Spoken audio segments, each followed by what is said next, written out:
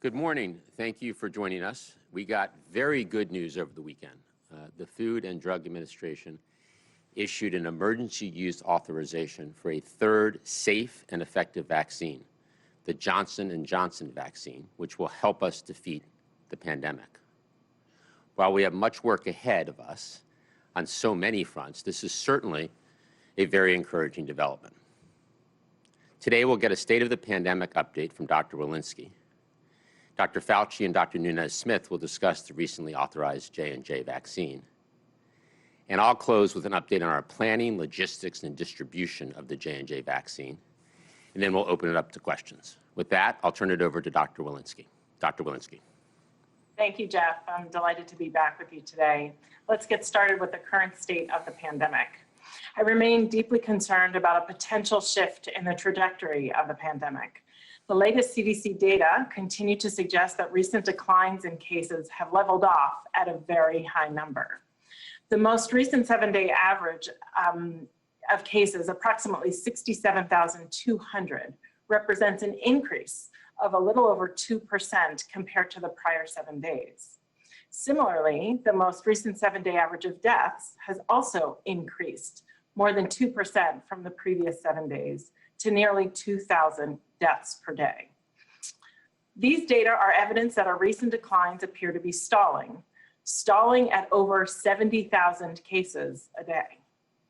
With these new statistics, I am really worried about reports that more states are rolling back the exact public health measures we have recommended to protect people from COVID-19. I understand the temptation to do this. 70,000 cases a day seems good compared to where we were just a few months ago. But we cannot be resigned to 70,000 cases a day, 2,000 daily deaths. Please hear me clearly.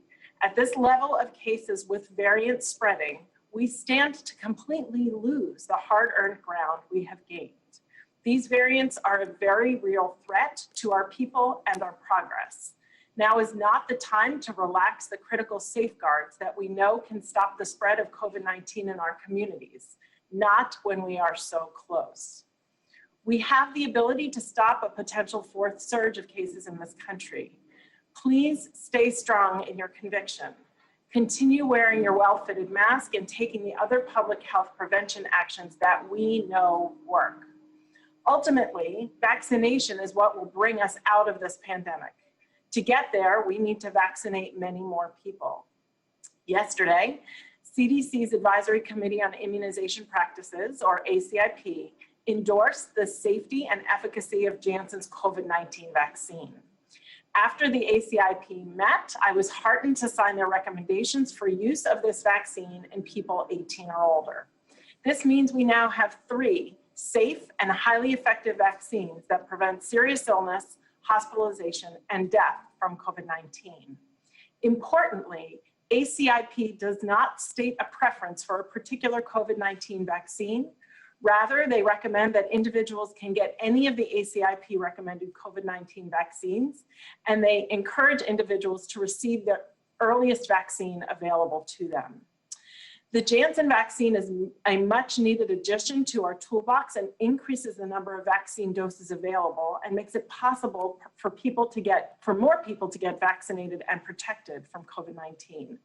It also offers several unique benefits.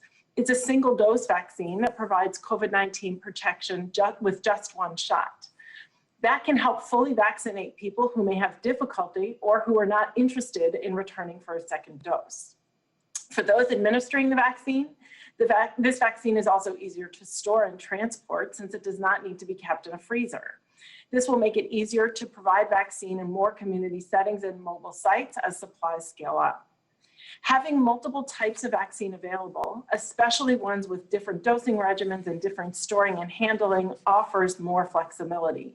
For example, clinics and mass vaccination sites that do not have freezer capacity may be able to use the Janssen vaccine, increasing access to more communities. I know that many Americans look forward to rolling up their sleeves with confidence as soon as a COVID-19 vaccine is available to them. We are working hard to get and distribute these vaccines to your communities. I also know that some people may not be there today and may still have questions about these vaccines, including wanting more information about the process for developing and authorizing them. That's natural. And I know that some people have had experiences that may have diminished their confidence in the health system. That's also understandable. I want to emphasize several important facts about these vaccines. We have conducted the largest scale clinical trials of any vaccine. And what made that possible so quickly was the high amount of disease in the community and the fact that so many people were interested in participating. All of the available data show that these vaccines are safe and are highly effective.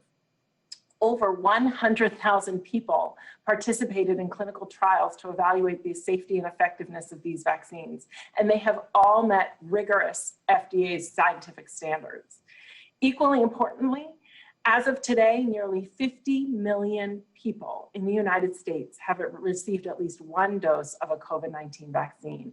We have put in place the most intensive vaccine safety monitoring systems in US history, and we are actively monitoring for any new safety signals. CDC's new V-Safe smartphone-based health checker has now enrolled approximately 4.5 million people to capture patient-reported side effects in real time. These results are all reassuring. Some people have no side effects after vaccination. Many people have reported mild side effects like pain, swelling at the injection site, and headache and chills or fever. These are common with all vaccines and should go away after a day or so.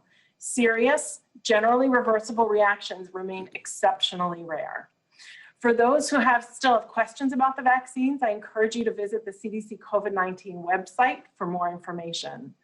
Our decisions today as a unified nation and as individuals, including whether and when to get vaccinated, will determine how quickly we can stop this pandemic and what life will look like in the coming months ahead. The most important thing you can do is to be ready to get the vaccine that is available to you. It will help protect us all from COVID-19. Thank you. I look forward to your questions. And with that, I'll turn things over to Dr. Fauci. Dr. Fauci? Thank you very much, Dr. Walensky. I'm going to just talk a little bit more now about the Janssen COVID-19 vaccine. If I could have that first slide, let's move on to the second slide. We get questions, just move on to the second slide. We get questions regarding the various percentage numbers that people see. And I know most of you are aware of them, but let me just clarify a few things. The 66% vaccine efficacy that we have is really against all of the countries involved. You must recall that this vaccine trial was done on 3 continents, the United States, South America, and South Africa, with varying degrees of infection dynamics, as well as varying strains, variants, or lineages. That is the 66%. The 72% is the vaccine efficacy against moderate to severe critical infection in the United States. I want to point out again a question we often get asked. In order to try, we always say, what vaccine is better than the other vaccine? In order to be able to determine that, you would have to compare them head to head. This was not done. We have 3 highly efficacious vaccines that are also, as Dr. Walensky says, has a very good safety profile. A very important number that I want to reemphasize is that there's 85% efficacy against severe COVID-19 globally, including the United States. This is very important because if you look at other countries, such as South Africa, if you go to the next slide, where you have the B1351, you can see that the efficacy against severe critical disease was 82% there. That's really very important because even though the vaccine itself, the spike protein that was used and expressed in that vaccine was the spike protein against wild type virus, namely the virus that is the D614G, not against the B1351. So even though the vaccine itself was not specifically directed against those variants, it did extremely well when it came to preventing severe critical disease. And as we've heard many times now, there were no hospitalizations or deaths in any of those studies. Next slide. I want to just spend a minute now telling you the difference between the mRNA and the Ad26, because we often get asked that question. As we've said on previous briefings, the mRNA that's injected into the muscle codes for the spike protein in the proper configuration. The body sees that and makes an immune response against that, giving you the protection that has been shown with both of the mRNA vaccines. Next slide. In contrast, the Janssen COVID-19 vaccine approach is to take a common cold, harmless, non-replication competent virus called adeno-26, in which the DNA of the SARS spike insert was given into the genome. That virus is then injected into an individual. The DNA then transcribes the RNA. The RNA then gives you the spike protein. The ultimate end game is that both of the vaccines ultimately result in a spike protein in the right conformation that gives the body the opportunity to feel that this is the actual virus that it's seeing when it's not. It's the protein. Next slide. And so, just to put everything into perspective, we've shown this slide before. We now have, again, the third vaccine that is highly efficacious, as shown here, which has been granted an EUA, as has been described by Dr. Walensky. Let me go to the last slide and just make a comment that I think people do not seem to appreciate, and it has to do with what goes into making these vaccines successful. I have as the title of the slide, the role of the NIH and the US government in the development and testing of J&J. I think what people don't appreciate is that there have been decades of investment in basic preclinical and clinical research to actually develop the adenovirus 26 vector. A lot of work done by Dr. Dan Baruch and his colleagues up at Harvard. The development of the stabilized prefusion spike protein was done by scientists at the NIAID Vaccine Research Center. The utilization by J&J of the extensive domestic and international clinical trials network that was established for HIV and influenza. Also, the NIAID-funded core lab at the HVTN at the Fred Hutchinson Cancer Research Center performed all the immunological testing. The Data and Safety Monitoring Board was established by NIAID, and there was extensive support from BARDA at ASPR of HHS to conduct the trial and to pre-purchase hundreds of millions of dollars worth of vaccines by BARDA. So it's a complicated process. So even though it looks like it was quick and it was done in a very relatively short period of time, there was a lot of effort, including fundamental basic preclinical and clinical research that went into that. I'll stop there and hand it over to Dr. Nunes-Smith.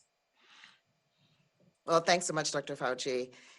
This is all very, very good news. You know, all three vaccines are safe and highly effective at preventing what we care about most, and that's very serious illness and death.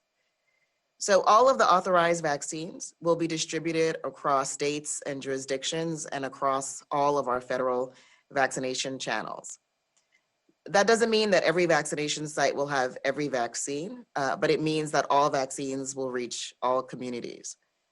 So all three authorized vaccines available in the suburbs, all three available in the cities, all three available on the coast and in the heartland. So I just want to briefly talk about some of the clinical benefits of the J&J vaccine from a healthcare provider's perspective. You know, having these different types of vaccines available for use, you know, ones that have different storage requirements, different handling requirements, different dosing recommendations, that will bring more options and more flexibility to healthcare providers. You know, it could absolutely allow for expanded availability of vaccine, you know, in some temporary clinics, some pop-up mobile sites, and those locations that do not have cold storage capacity. The overall increased vaccine supply creates greater opportunity for people to get vaccinated. We also recognize some individuals may have a preference for a single dose vaccine. So those who do not want to return for a second dose or who would have difficulty returning for a second dose. And we understand that. Still, as a physician, I strongly urge everyone in America to get the first vaccine that is available to you when it is your turn. If people want to opt for one vaccine over another, they may have to wait. Time is of the essence. Getting vaccinated saves lives. No doubt, communities across the country have been devastated by this pandemic. The vaccines and vaccinations are a critical tool in bringing this unprecedented pandemic to an end. And now we have 3. And so for that, in addition to the scientists, I want to thank all of the clinical trial participants for their contributions to scientific discovery. For this vaccination campaign to be successful, vaccines will have to reach everyone. And so kudos to those states and jurisdictions who are already working closely with trusted leaders in the hardest hit communities to ensure fair and equitable access to vaccinations. This is best practice. So again, all 3 vaccines have been proven safe, highly effective at preventing severe disease, hospitalization, and death from COVID-19 after full immunity. And if I could leave people with one message, it is this: get vaccinated, but the first vaccine available to you. Protect yourself, your family, and your community from COVID-19. And with that, I'll turn it over to you, Jeff. Well, thank you, Dr. Nunes-Smith. I'll provide an update on our planning, logistics, and distribution of the recently authorized Johnson & Johnson vaccine before we open it up for questions. For the last several weeks, we've been working with governors, state and local health officials, and pharmacies and community health centers to ensure we were ready to roll out the J&J vaccine immediately after FDA approval and CDC recommendations. Starting yesterday, we began executing on our plans by distributing 3.9 million doses of Johnson & Johnson to states, tribes, and territories, and also to pharmacies and community health centers. Johnson & Johnson doses will be delivered as early as tomorrow. We're allocating the J&J vaccine the exact same way we allocate Pfizer and Moderna's vaccine, proportional to a state, tribe, or territory's population. So, for example, if a state represents 2% of the U.S. population, it receives approximately 2% of the Pfizer allocation, 2% of the Moderna allocation, and will now receive 2% of the J&J allocation that is made to states, tribes, and territories. We have directed states to manage distribution of all 3 vaccines in a fair and equitable way. And we will continue to monitor that closely. As part of that work, the CDC is tracking distribution of vaccines across a range of equity metrics, including zip codes and social vulnerability index data. We have 3 very effective vaccines, and all communities should have equitable and even access to each vaccine. As to the expected supply of Johnson & Johnson vaccine, this week we'll distribute 3.9 million doses. That is the entirety of Johnson & Johnson's current inventory. We're getting these doses out the door right away to ensure vaccines get into arms as quickly as possible.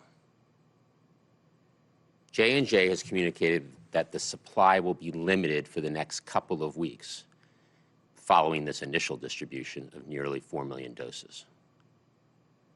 The company then expects to deliver approximately 16 million additional doses by the end of March. However, as we have discussed with governors and their teams and with federal partners, we know that J&J distribution and delivery will be uneven across these early weeks in March, and the company expects the delivery to be predominantly in the back half of the month. Overall, on the J&J vaccine, we've done the planning. We have the distribution channels in place, and we're getting doses out the door as quickly as possible to get shots in arms. So we're focused on execution And that includes the important work of ensuring that we continue to increase overall vaccine supply, increase the number of vaccinators, and increase the number of places Americans can get vaccinated. Next, I want to provide an update on the pace of doses being administered. As you can see on our weekly vaccination report, the current 7-day average is 1.7 million shots per day. Given that the first couple of days in this 7-day period included the storm impacts, 1.7 million actually understates the current pace. Over the weekend, we experienced new record levels of daily vaccinations. That said, we have much more to do on all fronts in our war on this pandemic. There is a path out of this pandemic, but how quickly we exit this crisis depends on all of us. And that's why I encourage everyone to take the advice of Drs. Walensky, Fauci, and Nunes-Smith. Follow the public health guidance.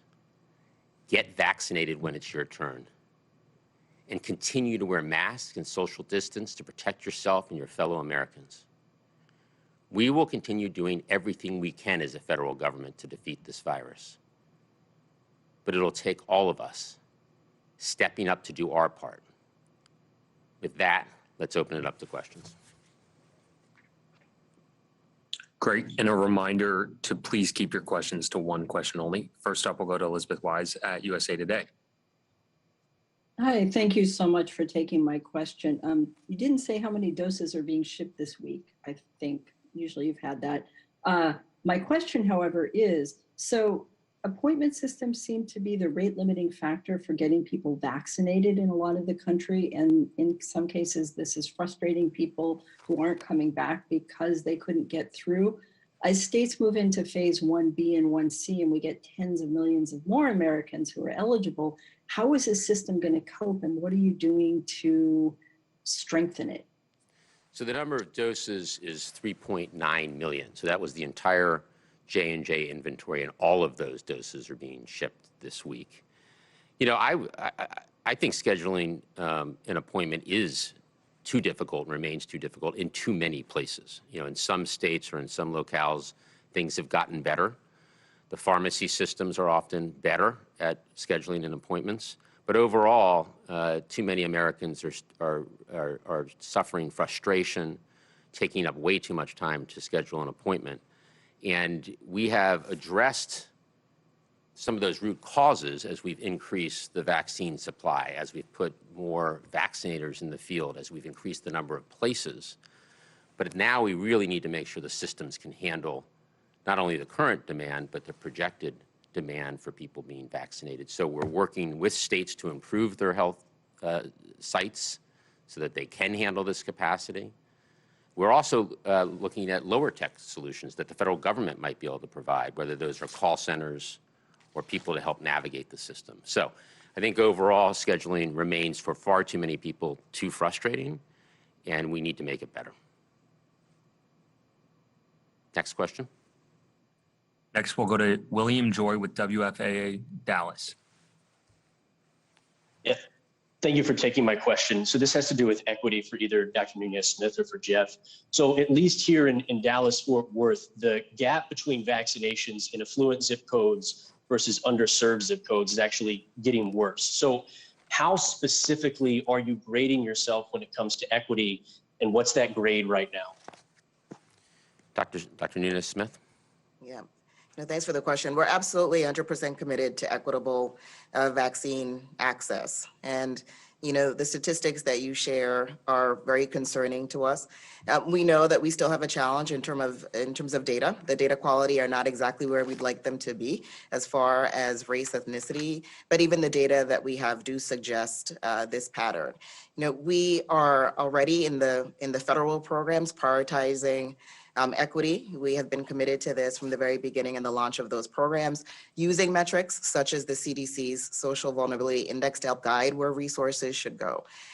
You know, ultimately, we do believe that people should be vaccinated at the rates, and different groups should be vaccinated at the rates in their population. And that's our target and our goal. We're already working closely with states to provide technical assistance where needed. We will continue to do so.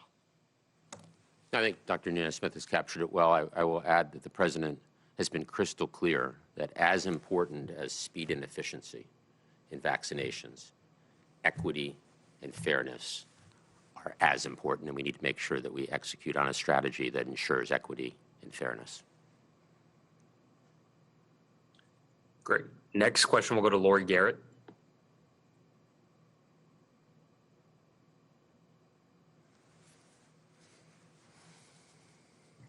Sorry, had a moment of unmuting. Thank you very much.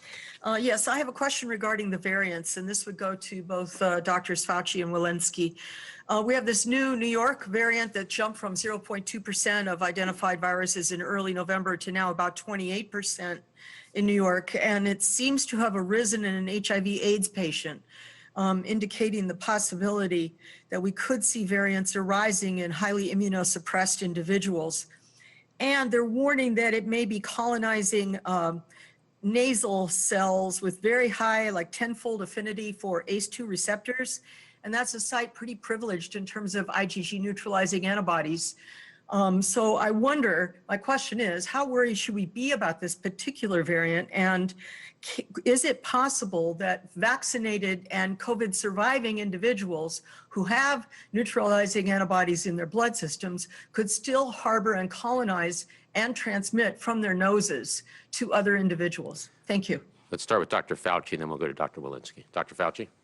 Well, we certainly are taking the New York variant, the 526, very seriously, Lori. You know, as you know, it started off in what is likely in the Washington Heights section and then has gone through multiple boroughs and is now gaining. Work done by David Ho has shown that we have to really keep an eye on that for its ability to evade both monoclonal antibody and, to a certain extent, the vaccine-induced antibody. So it's something we take very, very seriously.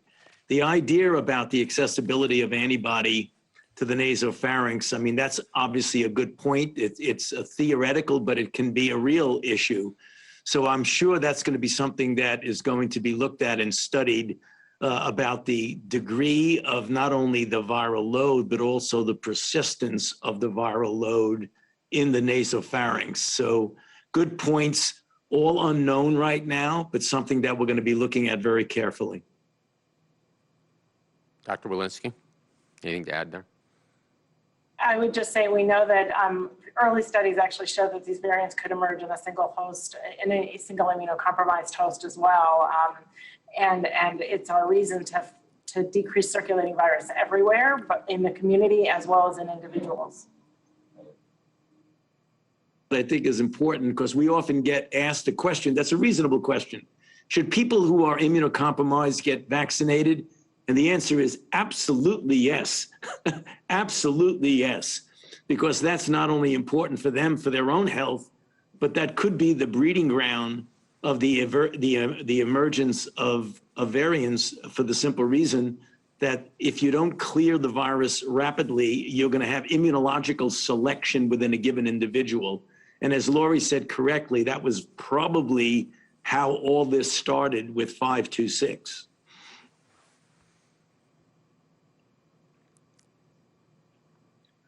Next question will go to Jeremy Diamond at CNN.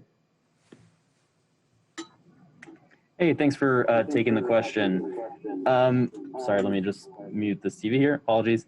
I'm hoping you could address some of the concerns that the more easily deployable nature of the Johnson & Johnson vaccine will make it the go-to vaccine for marginalized and harder to reach communities. I know you guys have said that, you know, that's something that you're monitoring and you want states to distribute these shots equitably.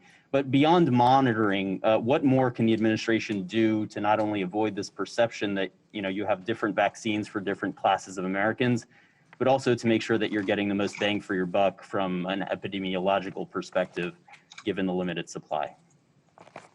Dr. Nunez-Smith. Absolutely. Thank you for the question.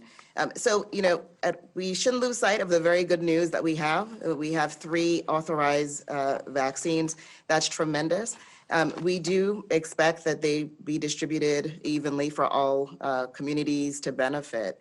There are clinical benefits to J&J that we talked about briefly in terms of the cold storage capacity, the single dose.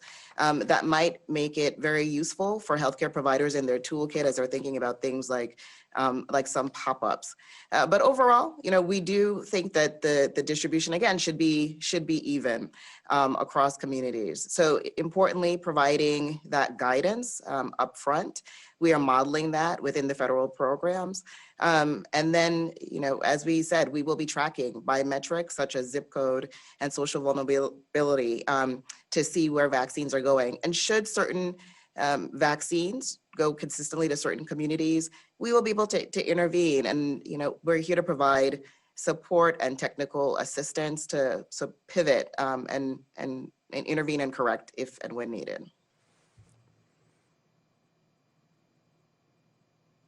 Last question, we'll go to Zeke Miller at the Associated Press. Thank you all for doing the call. Two questions. First, just to follow up on what Dr. Nunez-Smith just said, what would that intervention look like? Would that be a reduction in a state's allocation? And then more broadly for Drs. Walensky, Dr. Fauci, what is the current timetable in terms of federal guidance on what people who have been vaccinated can and shouldn't do in this moment? Is it safe for them to go out to dinner right now? Can they start to travel? And are you worried that the delay in getting that sort of guidance is having a downward pressure on demand? So Zeke, I'll go first here and then over to the doctors. If we were to see that vaccines were going to certain communities, we will take action, as Dr. Nunez-Smith said, to ensure supply is distributed evenly. And first actions would include, obviously, the communication of our standards and our insistence that people adhere to the standards. And then we would begin by providing technical assistance to the state or other providers. Second question, over to you, Dr. Fauci. Yes. So this is something that the medical team talks about all the time. Ultimately, the CDC will be coming out within a reasonable period of time. I'll let Rochelle give you that time frame in a moment. But, I have been asked and have said publicly that, as we get more and more people vaccinated, the logical question that was just asked by Zeke is an important question. And that is, what happens if you get doubly vaccinated people with the Pfizer and Moderna, for example, members of family, people coming in, like I use the example of a daughter coming in from out of town who is doubly vaccinated, and a husband and wife doubly vaccinated, and maybe a next door neighbor who are doubly vaccinated. Small gatherings in the home of people, I think you can clearly feel that the relative risk is so low that you would not have to wear a mask, that you could have a good social gathering within the home. Beyond that is going to be based on a combination of data, a combination of modeling, and a combination of good clinical common sense. And the CDC is working on that right now, and we'll all be together with a good message, hopefully soon. So Rochelle, why don't you take it from there? Yeah, I don't have much to add except to say we're actively working on this guidance. We're looking forward to releasing it soon. At the same time, and I would agree with all that Dr. Fauci has said, at the same time, I want to really keep our eye on the fact that our cases are increasing right now, slightly, but they are. And so, the goal is not to sort of open up travel, open up all of things because people, we're scaling up vaccination. The goal in this first 100 days has always been to sort of make sure that we are in a place to be out of this pandemic. At 70,000 cases per day, we're not in that place right now. So while we may have, guidance at the individual level, as Dr. Fauci has suggested, I think we all need to keep our eye on the fact that we're not out of the woods here yet. Yeah, the environment of, as I just mentioned, the setting in a home of a small group of people having dinner together, all of whom are vaccinated, is very different when you step out the door and go into a society that has 70,000 new infections per day. So amen to what Dr. Walensky just said. I want to thank everybody for joining today. We'll be back together on Wednesday. Thank you.